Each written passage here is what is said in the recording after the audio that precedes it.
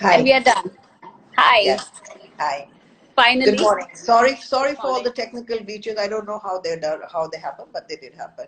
Yeah, so we'll take few seconds to start the session and we'll wait for people who've gone back to join back again. Hmm. So I'll just wait for a few more seconds.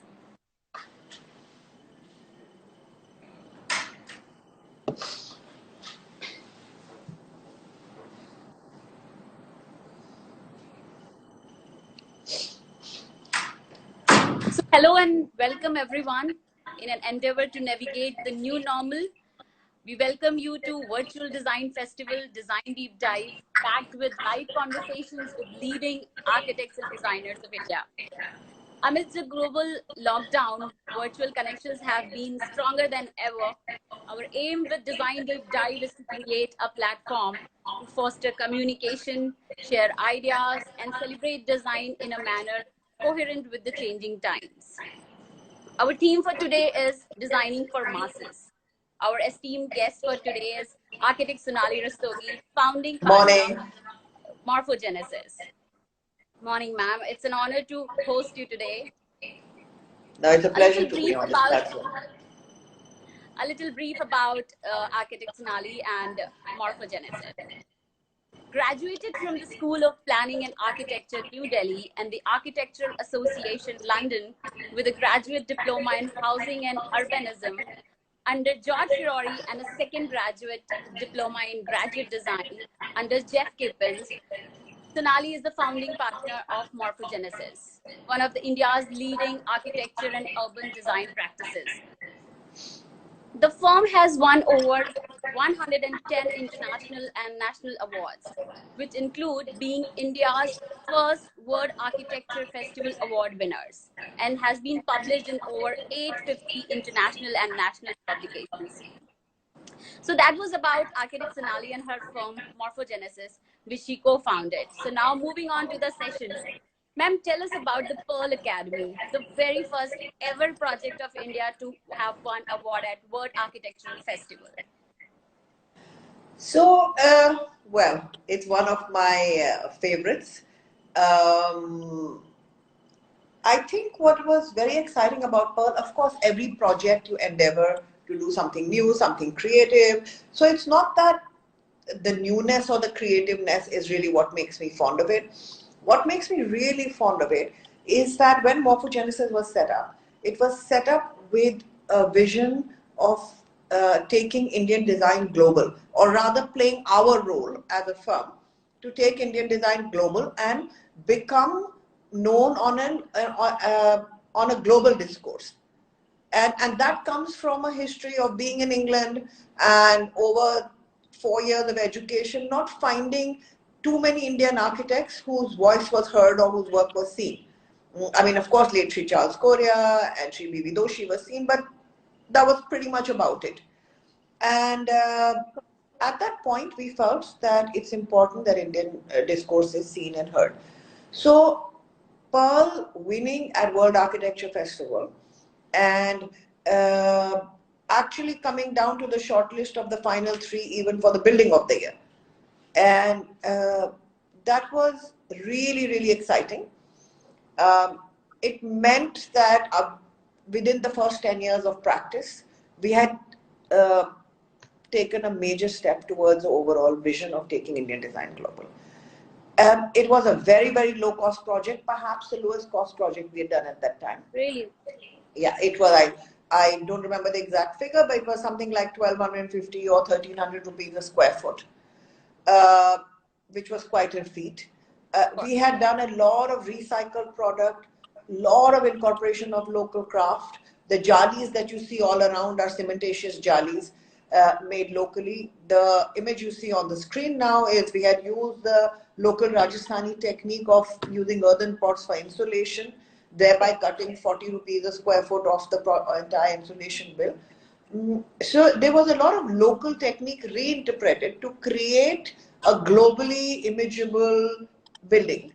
Um, what I really like about it to date, that I every now and then get a mail or I get a request or from students who use that building. um, Wow. and they love it, and it has so far, though it's been only a short period of time since it's been completed, but maybe 10 years, I think, maybe more, a little more, but it's stood the test of time. It's still liked very much. So for all of those reasons and many more experiences while it was being done, I'm very fond of this project. So talking of students, how did you cater to 7-year-old and 17-year-old while designing the British School of Delhi? Oh my God, that was such an interesting strategy. So the British School in Delhi was initially just a 30,000 square feet addition that was to be done. And it was a Okay. competition which we won, again, quite early in our career. Then, for some reason, some odd reason, for 8-10 years, the school didn't get made. And then, when we restarted, it was the whole school that had to be remade. And there were higher FSIs available, larger number of students were to be accommodated. And the brief was a British education with an Indian soul, Right. and there were 62 nationalities Oh, in the school, and children from the age of 3 to 18. So it three was to eight. we had to be rebriefed. It was a new project. We needed new briefing, Yeah. and they set up a system where every age bracket, like 3 to 6 was one age bracket, 6 to 10 was another, 10 to 14 was another. So they call it key stages. So every key stage had some key students, some teachers, and parents who would brief us on Oh, what really? so they would brief us as to what they want from a school. And these briefings took place every week after school, and a different age group briefed us, and then the same age group received multiple solutions from us to address their need. And there were these 3-year-olds asking questions, and then there were sketches returned back to us that how we should address that problem. And that was, I think, one of the coolest experiences. So the briefing took about 2 months, but I used to look forward. Every Tuesday afternoon and Friday afternoon, we had to meet these people in the library, and it was a different group each time. It was great fun. I'm really thinking what a 3-year-old must be giving you as a brief what he wants. No, there were some really interesting episodes. So at one point, when we used to take hard copies also, and there was a projection also. So we had placed all the hard copies on the table, and Right. all the teachers, like a stack of cards, distributed one sheet to look at it. So everyone was looking at a different sheet and making a comment. You know, and it was quite unusual because they were not used to the idea of how an architect presents a building. So they thought, okay, there are lots of ideas to look at, so one sheet each. And I'm like, what are Right. you doing? And but it was really cool. It was a very cool way of learning Must learning have what the been. expectation is. Must have been. And meeting so many expectations of different age group and parents, teachers, kids. I mean, it would have been Yeah, really on the like stars. another one was when we showed them that what it's going to be a courtyard school. So one of the students said, "Do a sketch," which was, and brought it in the next meeting, which was, he said there are 62 different nationalities. Many children have parents, grandparents who visit or who travel a lot, and we miss them. And when they land, we want to see them straight away. So can the courtyard have a landing strip? And the Wow. child drew the entire landing strip and said, okay, this is how my courtyard should be. So there were such cool things that That happened. came up from them Yeah, also. yeah. So, since we all know that you've done the biggest, the largest, the tallest of the projects worldwide, so any such project which has been the most fulfilling design to execution conversion for you till date? So, I'd like to rewind that question a little bit, because I personally, I believe, and I believe that my colleagues at Morphogenesis who have a shared vision, we Right. want to achieve something out of each project, something for the client, something for the end user, and something for us. Okay. Of In that course. something, every project is different. Sometimes you achieve uh, you achieve a very sustainable solution. Sometimes you achieve something which is a very good result, which has been optimized in terms of cost. Sometimes you achieve something quite unique, which is like really a sort of iconic, visual or quite unique solution to a problem. Sometimes you just get a great feedback on how people enjoy using it and how livable the project is. So over the years, we have encapsulated all these experiences into a philosophy called SOUL: sustainability, optimization, unique, and livable. Okay, Good. and we try to address every project from these concepts.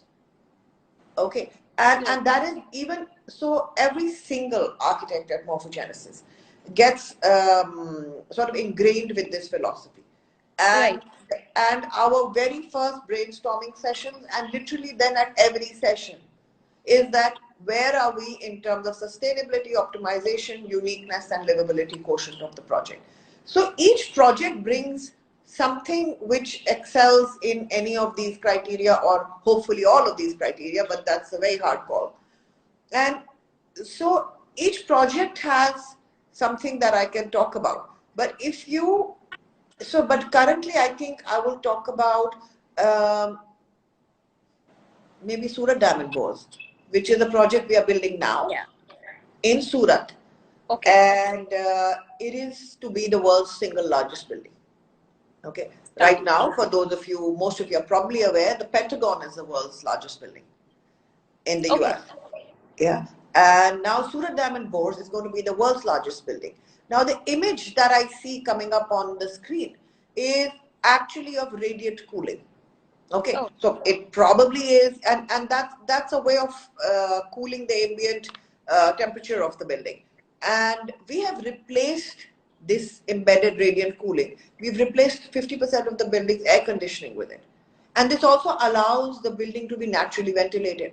So now I don't have to shut off the building. So we have achieved very high sustainability standards, which we right. have modeled and tested. Of course. Uh, and people will get a very microclimate controlled sort of building, which they still feel half the time like our old fashioned just corridor buildings used to be. It'll, and there was a natural connect between the inside outside. I mean, this is actually a building made of 9 courtyards. What is the point of doing a courtyard building if you don't get that inside outside connect? Right.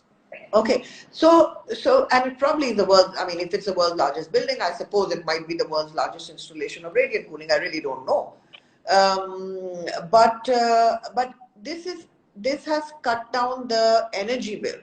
Pro, Probably I don't remember the exact figure, but maybe by 40%. Okay, so Brilliant. so so and if the world's largest building can cut down 40-50% of the energy bill by innovative techniques, then that is the way I would say forward for best us. example of sustainable buildings. Yeah. Now I like the fact that this building is also something which is kind of on the outskirts of Surat. It's a new center which is getting created, right? Around this will be, I mean, it's 7 million square feet, and there'll be 65,000 to 70,000 people working in it in any point, which means that into 4 or 5, those many families that will be dependent on this building. So that's a whole mini township, right? So right now, people who travel from Surat and all the way along the western coast to Mumbai to work every day for 4 hours on a train and return back at 4 hours to sleep for 4 hours and get on a train again. Okay, so this building to me today represents many. So it's going to be an iconic building. It's going to improve the quality of the life of the people, which are the diamond merchants and people associated with that trade. People who are going to look at 90% of the diamonds in the world, 90% of the diamond trade, or maybe even more, if I'm not certain of the exact number of Right. diamond percentage. But they are going to finally be able to live with their families, be able to not be on a train 8 hours a day. Every And day, this is yes. actually seeing the current pandemic that we are living in, and we are every day faced with a migrant population problem. And Right. this is all over our country. Labor from Bihar goes to Punjab, goes to Karnataka. They live hand to mouth. They don't have accommodation. They can't, if they have accommodation there, they cannot send back anything home. So this to me is a symbol of how we have to develop new nodes and make the country decentralized from the 5 or 6 major cities to which all migration is oriented right now. Right. Right. So with right? this So migration, yeah, sorry. so, there are many things. I want to talk about how I myself really like the visual of the building.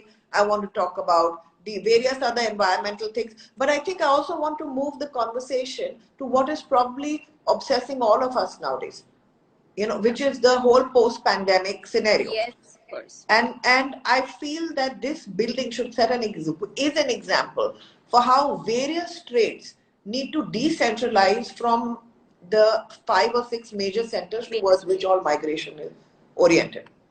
Absolutely, absolutely. So, ma'am, with this migration which you've been telling us, how do you see this issue of laborers migrating back to their hometowns because construction is going to be shut and they would not want to come back, I think, before 3 to 6 months? So, how do you see this issue, which I think is a very major one?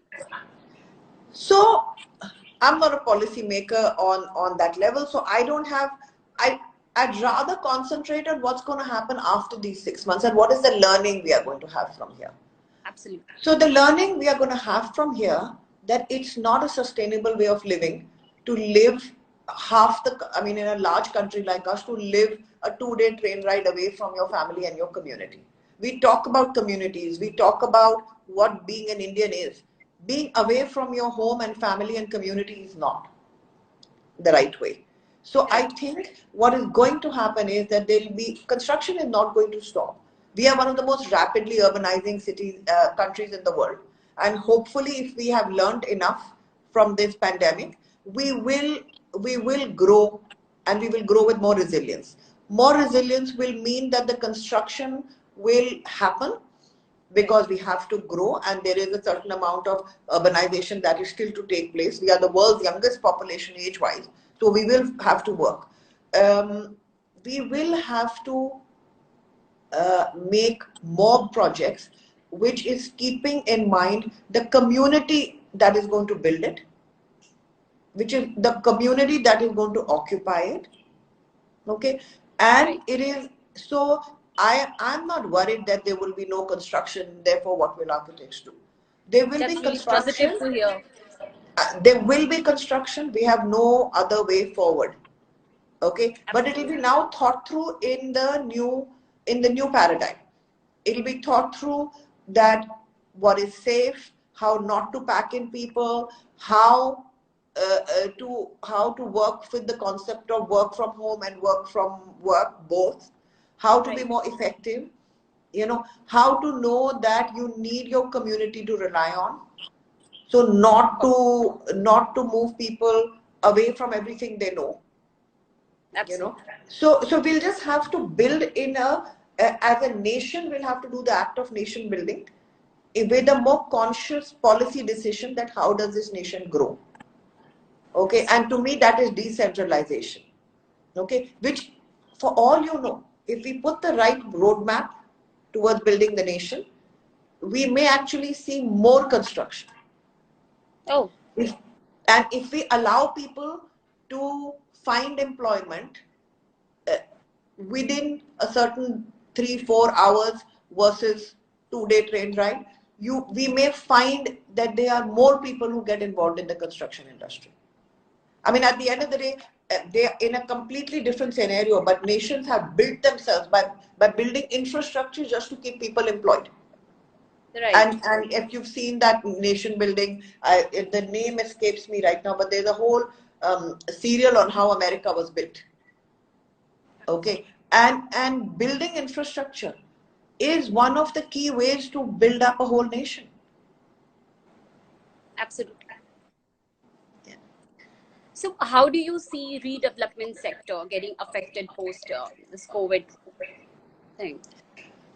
I think it's going to be, it has to be done consciously. Okay, it has to be done thinking of health and hygiene, because if it is one pandemic, it's not necessary that there won't be others. It's So it has to be done with more democracy. Okay, we don't live in our cities in a democratic way. We talk about that every individual needs to have some basics in place, but those basics are not in place. Okay, True. that goes for the workplace as well.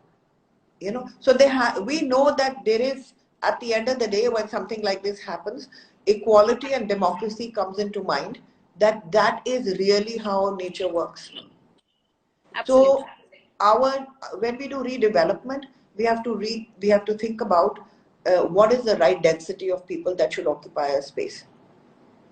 We have to Right. think about building in certain resilience, whether that resilience is using technology, okay, whether that resilience is uh, reduce contact, okay, physical contact, but at the same time drawing a balance between social contact.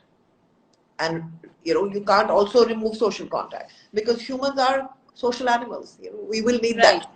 Okay, we do need we need our little communities. We need our work community. We need our home community. Absolutely. We need our like right now, I'm seeing in a lot of redevelopment, I think community facilities of a small scale are the new thing which people will focus on. Colony Right. clubs that have been abandoned, or you know, people are looking for bigger shopping centers. Those will exist, but I think there will be a resurgence of building up, like it was in the 60s and 70s, of building up local communities. Because right now, what we have learned again is to rely on immediate community. Local. Yeah. Right? I mean, people are sharing food with the immediate, people are providing food to guards who can't go home, people are putting local community chats, securing the safety of their all, because safety of all is safety of self.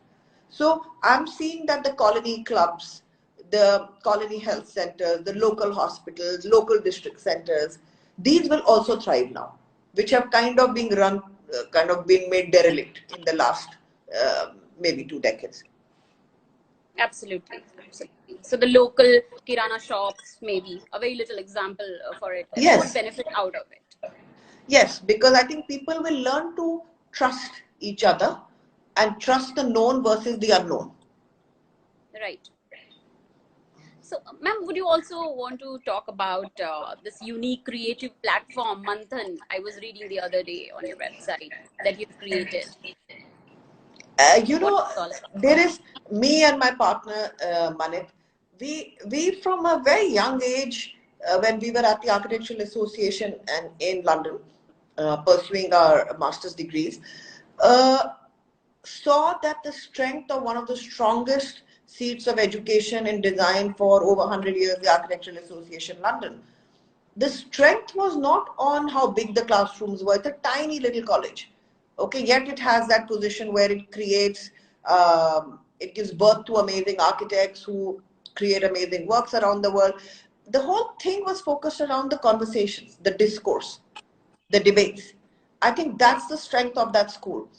And we felt that one of the reasons a country like India, which had been famous for architecture, arts, crafts for centuries and centuries, somehow had lost that foothold in the discourse.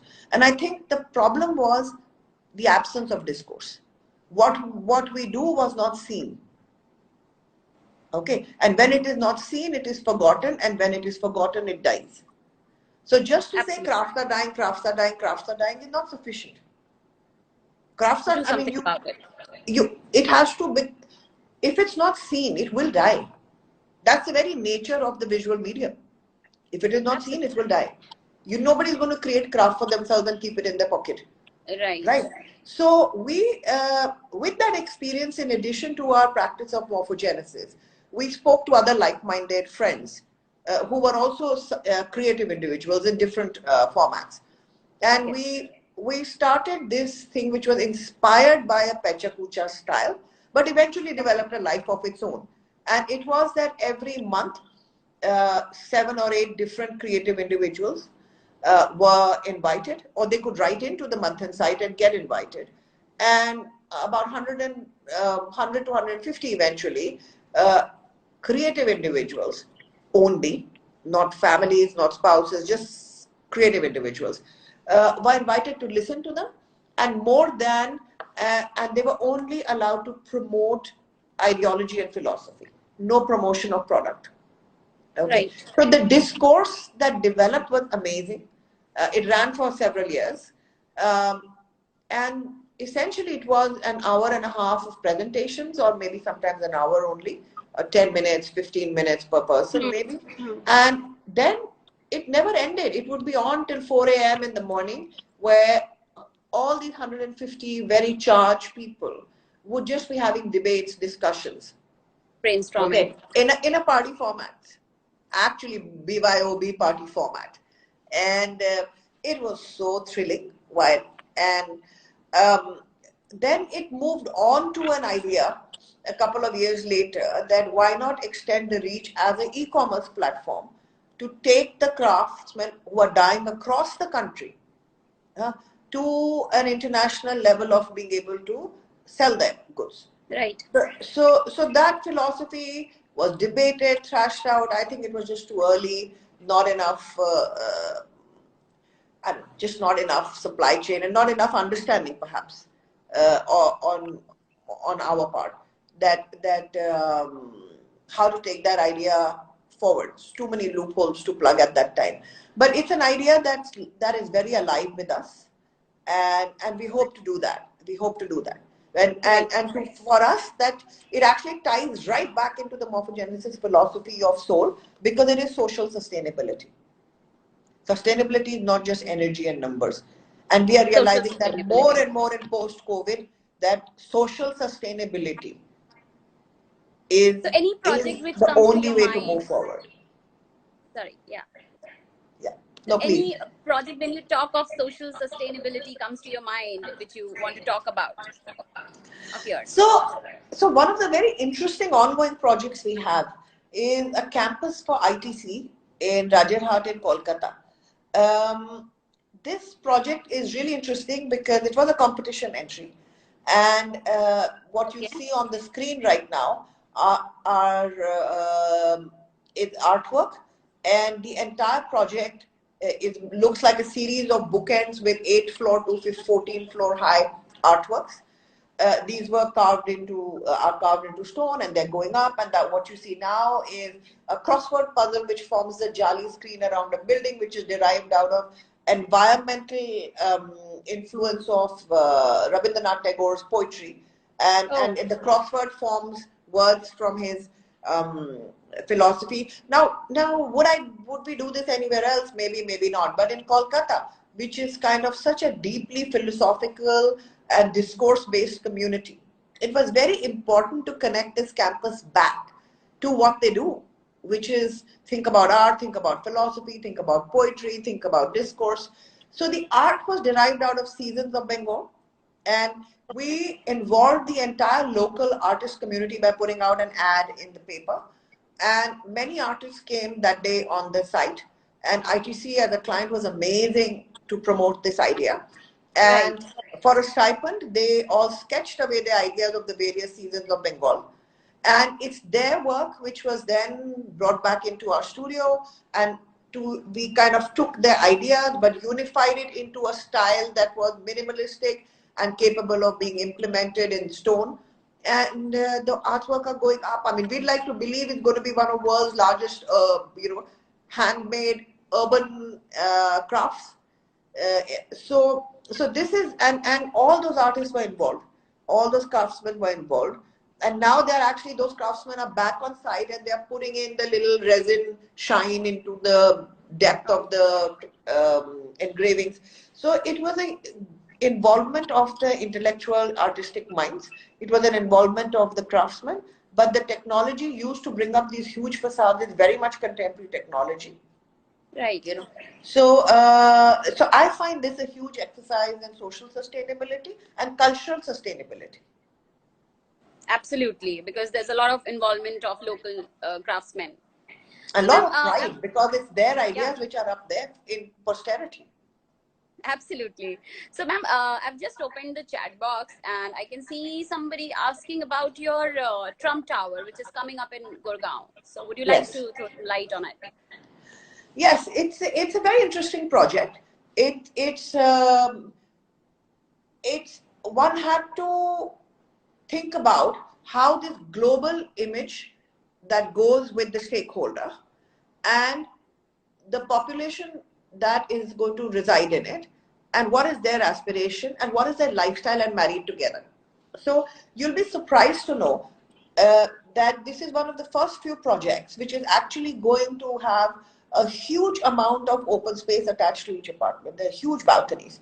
Now, typically glass high rises don't do that. Okay. Right. And there is a certain signature style of the developer, which is, we all know what it's glass, tall, shiny. Now we said this will not work for an Indian lifestyle. Indians wake up in the morning and open their windows and stand out, and they will have to do that. And so it was a very clever exercise in balancing an image that exists and a lifestyle that it will serve. And I'm very proud of the way that has happened and the success, even in this market, or well, maybe not in this market, but even in the what is supposedly a downward market, the success of the sales of that product shows it. Absolutely. Ma'am, would you, can you tell us about your initial years during a DRL program and your times with Jeff Gibbons when you Oh were my out there? God, so stressful, so stressful. So it's one of the proudest things I've ever done in my life is survive that program. Um, Jeff Kipnis was the one who initiated that program. I was already at the AA studying another program, which was Housing and Urbanism with George Fury. And this program was taking shape. Okay, and it was initiated whilst I was a student there. So I used to keep seeing Jeff coming and going, talking about all these really, I saw the kind of fancy drawings and models.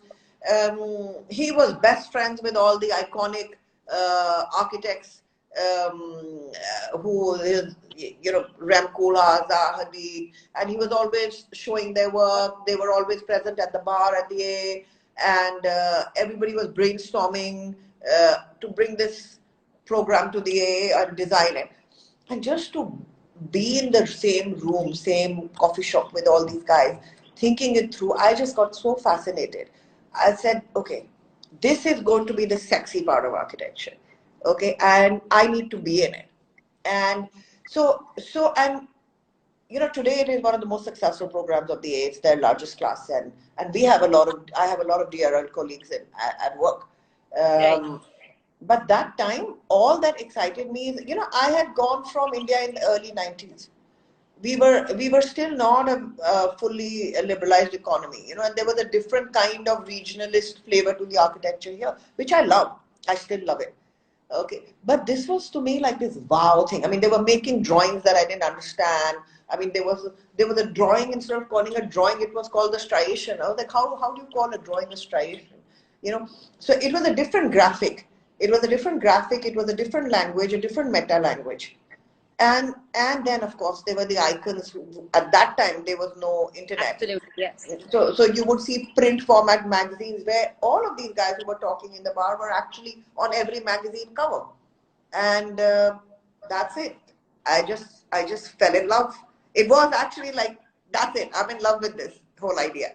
And those days, we did work on computers. I think in the second half of my DRL experience, Jeff brought in computation into the studio. But we were actually cutting for nights plexi models in the workshops. We were making each of those, like the old-fashioned rapidograph style. We were making colored rapidograph drawing, making thousands and thousands layers.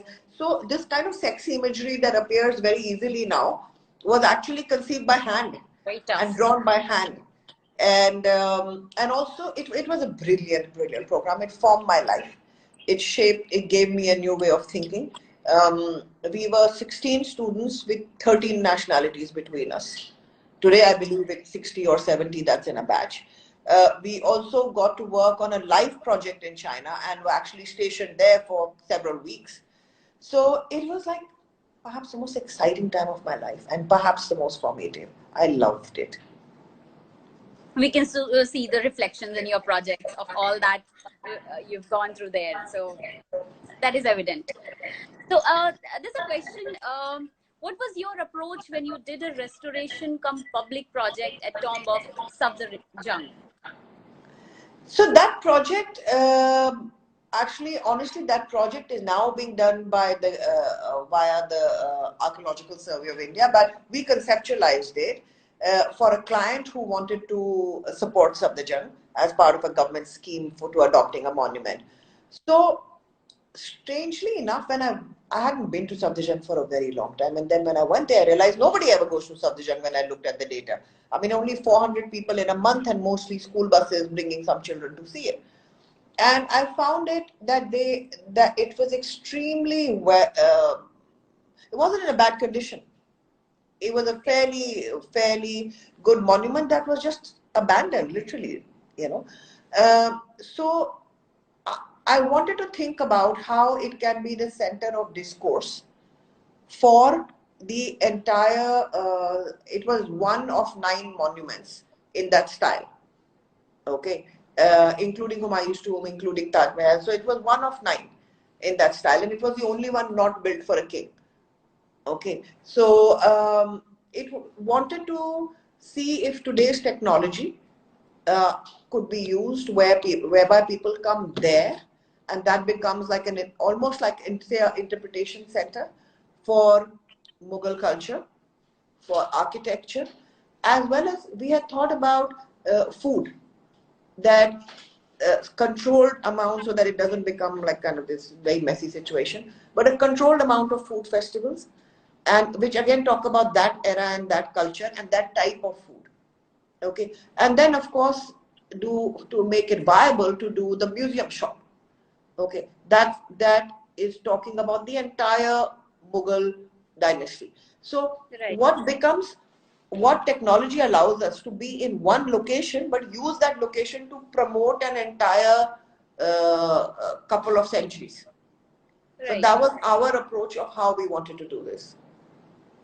So, if we look at your farm, Morphogenesis, you have variety of projects in your city. Yes. How do you maintain the sanctity? Like you're doing schools, you're doing corporates, you are doing individual residences, which has a very, I would say that a client's a little approach, and schools wherein you have to meet so many expectations, corporate spaces. So all this variety, how do you maintain the sanctity in designs? And every design of yours look absolutely different.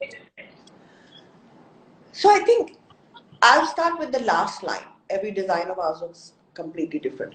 I think a lot has to do with how you want to process the entire act of design. Okay, so there is an architect who works with a signature style. Okay, Right. or there is a signature which is invisible. These are the 2 styles. So right in the beginning, when Manit and I started this firm, it was about taking Indian architecture global. It was not about Manit and Sonali. And that vision stays. Morphogenesis is about a global architectural vision. So, which is why, like with a lot of other firms, it's not called Manit and Sonali Rastogi or Rastogi Associates or whatever or the other. It was always supposed to be a group of like-minded people who could buy into a vision, grow the vision, evolve the vision, and so that's at one level. So therefore, so the design here is a collaborative process. And anybody who's been at Morphogenesis will tell you there is no sketch handed down by me or Manit ever, ever, ever, ever, Right. never. Okay, That's very it's different. all, yeah, it's always a group is created that will work on the project from beginning to end, and that group consists of an intern, a fresh graduate, somebody with sort of 5 to 6 years of experience, somebody with 10 to 15 years of experience, and that group thinks together. And now, ever since we've had landscape architecture and urban designers also as part of Morphogenesis, and interior designers also as part of Morphogenesis, we have a large number of A graduates who are from the same SED, which is Environmental Design Department, which Manit had graduated from. So the teams are made of these diverse people. And there is no one design team. It's the same team that's going to design it, that's going to build it through to the end. So every individual who's at Morphogenesis is part of that team with their heart and soul at that point, and are later hopefully the future of Indian architecture. As I want my position to be known much beyond.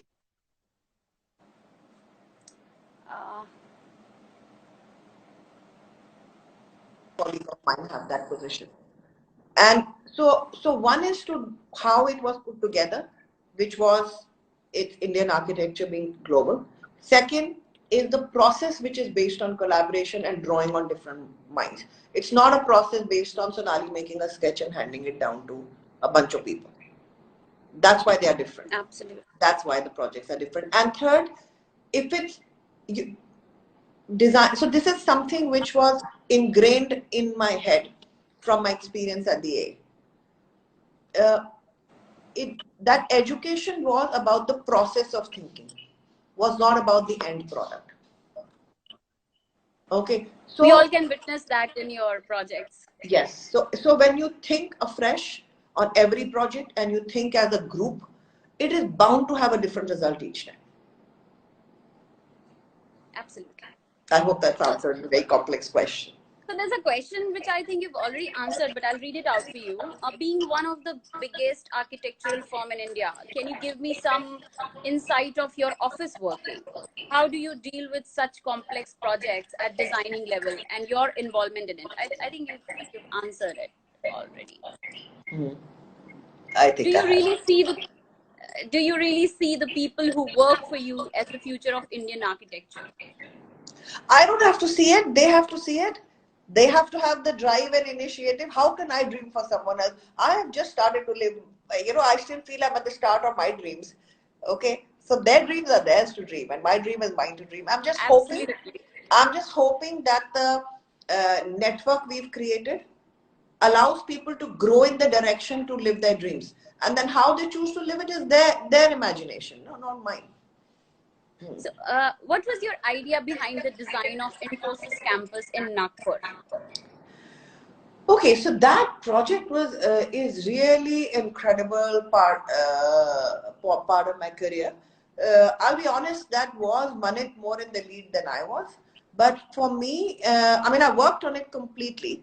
But he had this incredible idea that because we are located at the tropic, okay, so there is, if the building, you could create a completely self-shading building by swinging it 22.5 degrees on either ways. Okay, and then you got a bunch.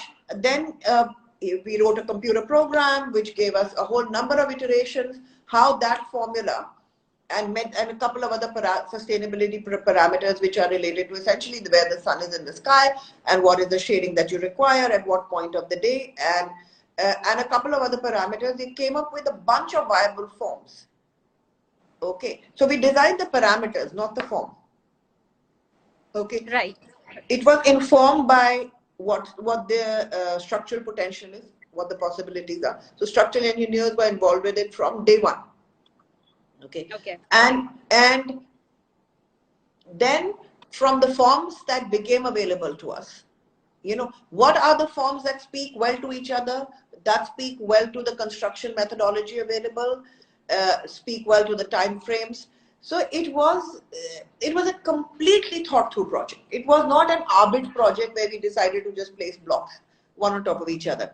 And this was where using very elementary modeling technology, but a lot of technology was put into place to design, not to render and demonstrate the design.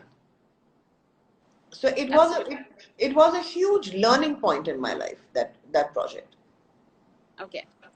So there's one more question, and very interesting one. He's saying that why don't we design such type of habitat or mixed-use developments or city planning in which agriculture, offices, cultural things coexist together and make a development like Mohenjo-daro?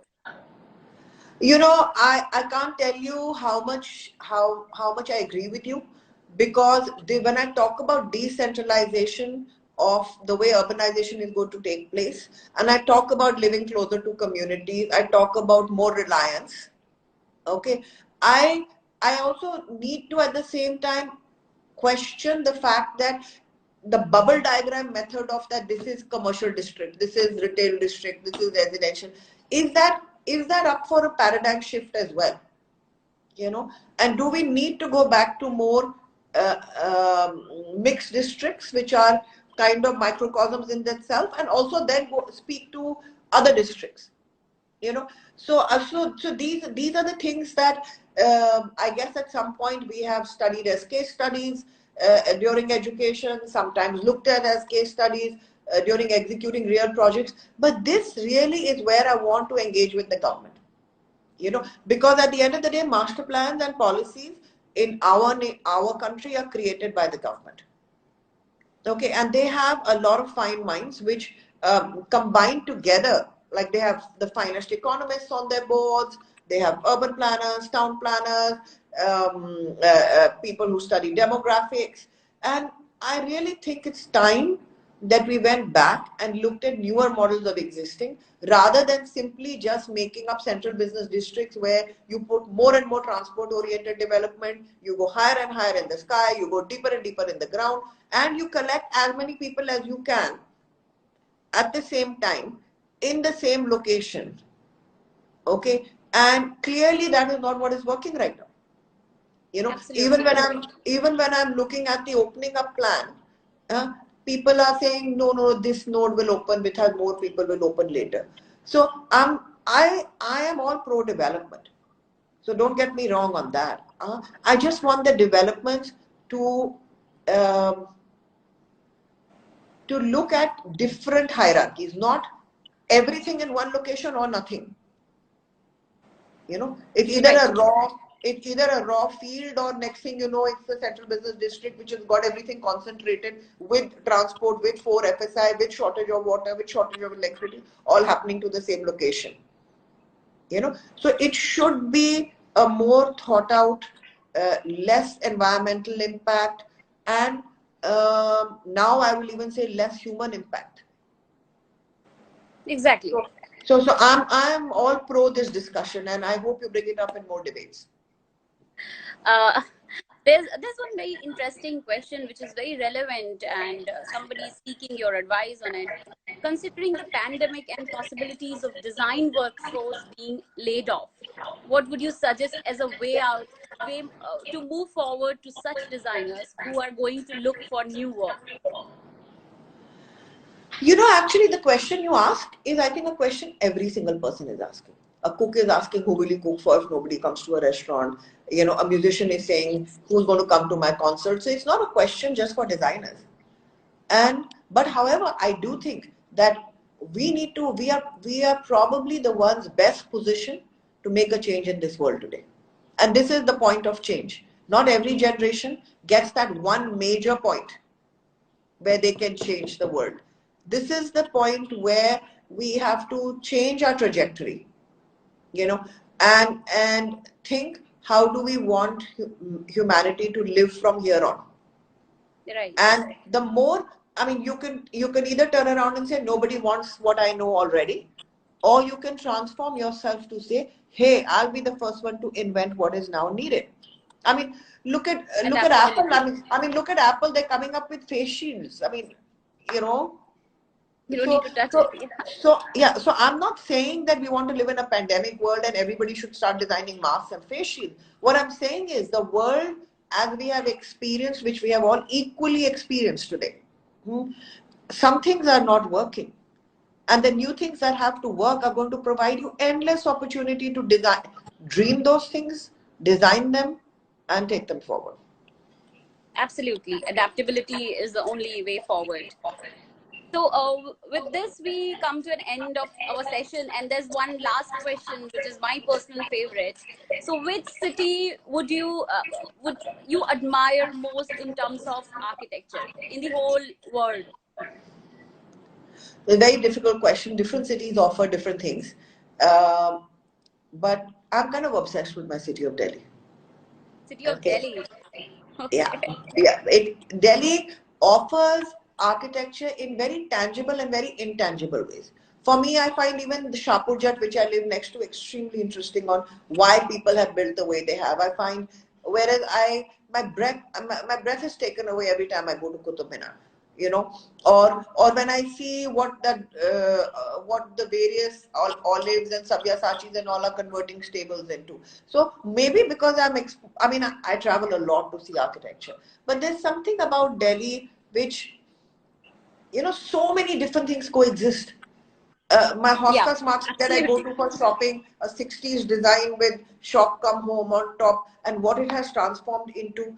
And so I just find Delhi so dynamic. And I find that, I mean, I have a goat milk supplier who's in an abandoned mosque, his goats are living, and then a new architecture has emerged. And then I'm not pro him damaging the mosque at all.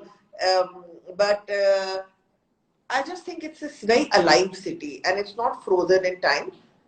And I think there's so much to be done in this city as yet. So that's why I like this city. Thank you so much, ma'am, for your time and finally agreeing to doing this session with us. It It was a was pleasure. so we look forward to hear more from you in future. And thank you so much, everyone, for joining in. We'll come up with more such sessions with such insightful views of architects. Thank you all. Thank you so much. Thank you. Thank Thank you, you. ma'am. Thank Bye. you.